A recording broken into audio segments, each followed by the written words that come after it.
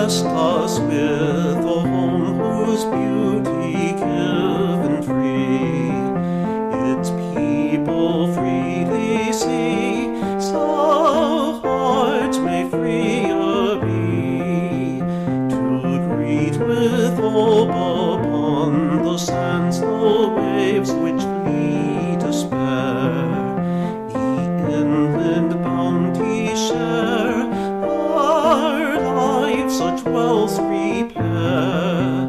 Then freedom settles like the foam, thanks ends our quest foremost. The guest becomes the host, we rest and watch the coast. These open lands teach open hands to welcome those who call to this our home for all, to this our home for all.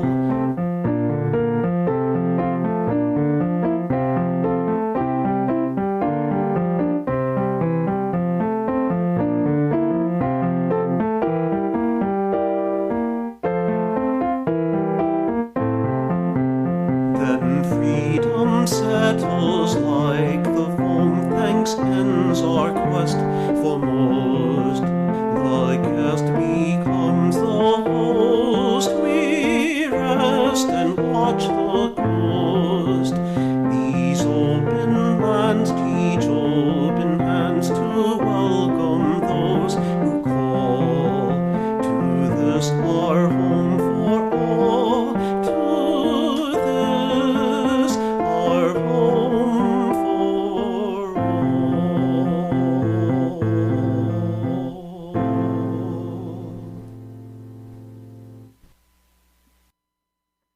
Pro-choice, pro-life, pro-competence, pro-God. Popular Capitalism and My Long-Held Position in the Abortion Debate by C.P. Clapper, political economist, grandson of Harry Clapper, M.D., and prophet. Background. As a political economist, I have found the so-called abortion debate short-sighted and ill-reasoned.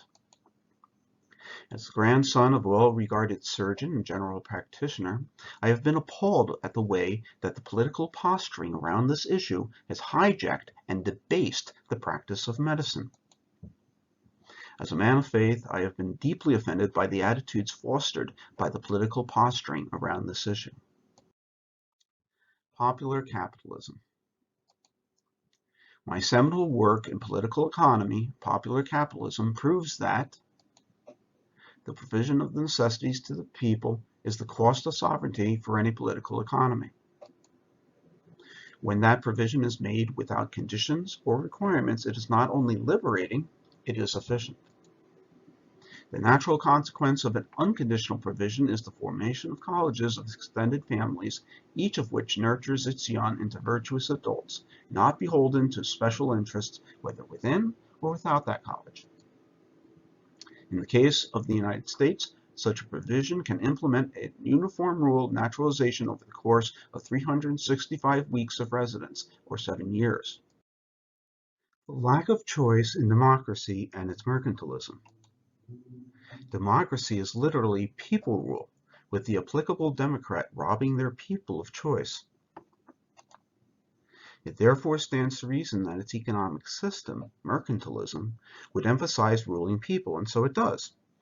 Employers rule employees through controlling their provision of the necessities. That provision, however, is unstable, depending on an employer having a demand for their products which is sufficient to gain a profit while paying a survival income to its employees. When that demand is insufficient domestically, the mercantilist democracies will expand into foreign markets, and the political democracy controlling the country imposes tariffs and wages wars to protect those jobs. At the same time, labor democracies, trade unions, will form to constrain the domestic supply of labor and, through that constraint, force employers to pay at least a survival wage to its employees, to its members. The citizens under mercantilism are therefore triply ruled. First, by having to beg for a job for their survival income.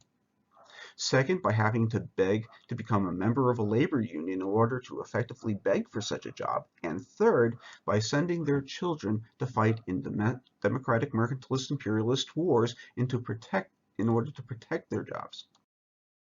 The lack of choice in democracy and mercantilism continued. The alternative path is highly skilled artisan and professional work.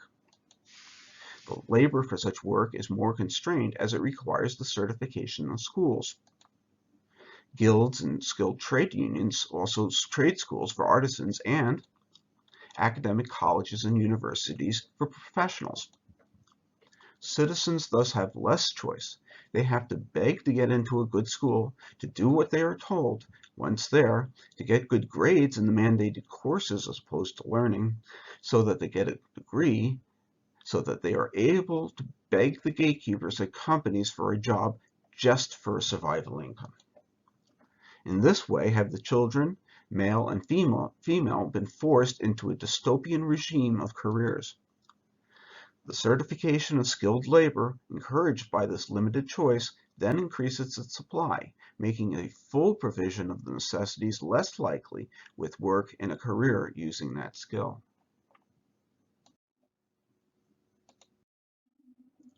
The lie of reproductive choice.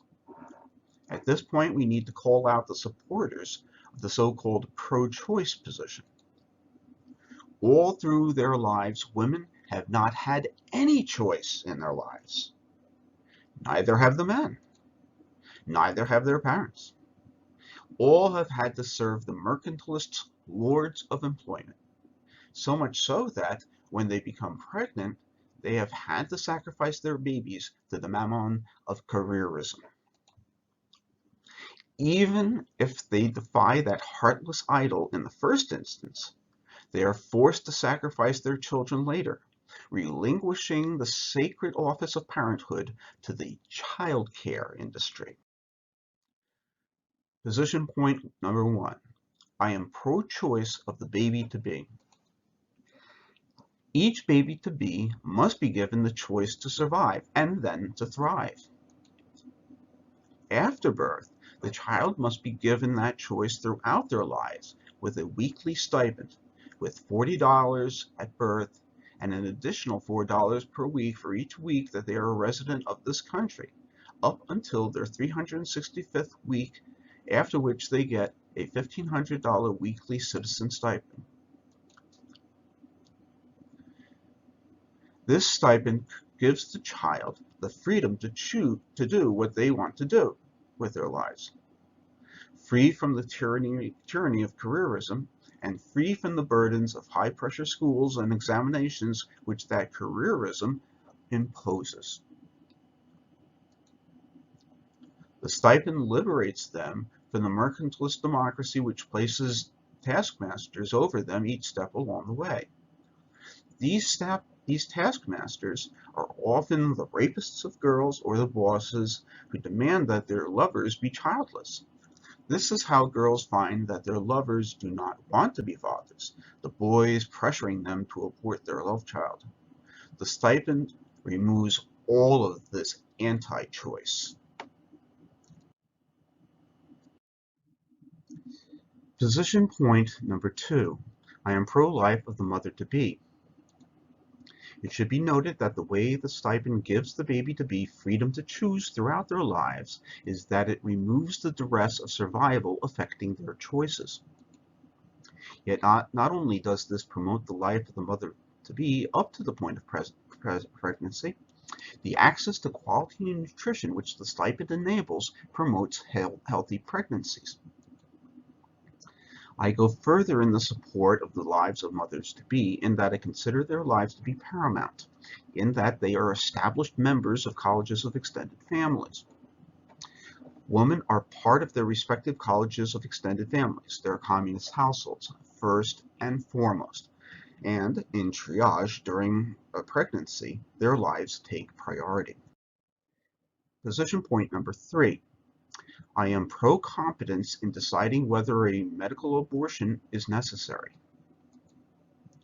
So much of the debate on this topic places the decision to perform a medical abortion in the hands of gross incompetence, the hands of judges, legislators, and lawyers on one side, and of frightened teenagers and of advocates for so-called women's rights on the other. Such decisions, when warranted, are made in cases of medical triage and can only be made by those who have the medical competence to decide matters of medical triage. In other words, physicians, midwives, and nurses should be the only ones making the call.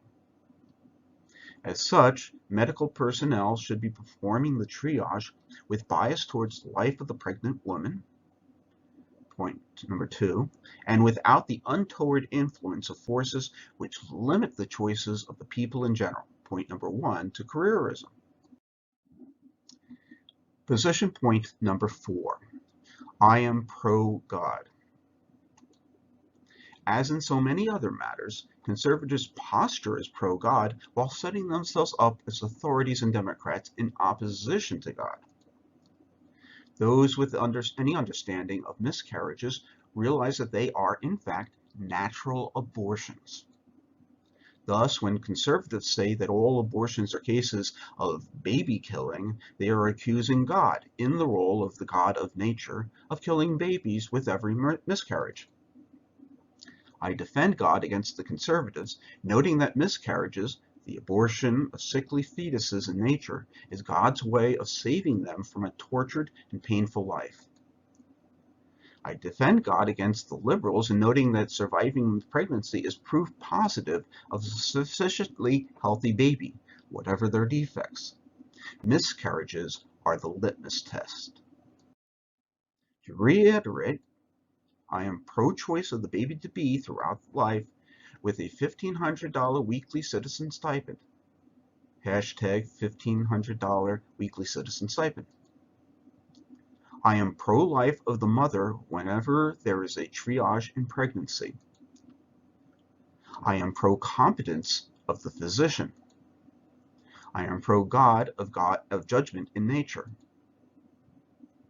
Thus, I would overturn both Roe v. Wade and the decision supporting the Alien Sedition Acts, including the Smith Act, where such support criminalizes communism, since such criminalization contravenes Article 4, Section 4 of the Constitution.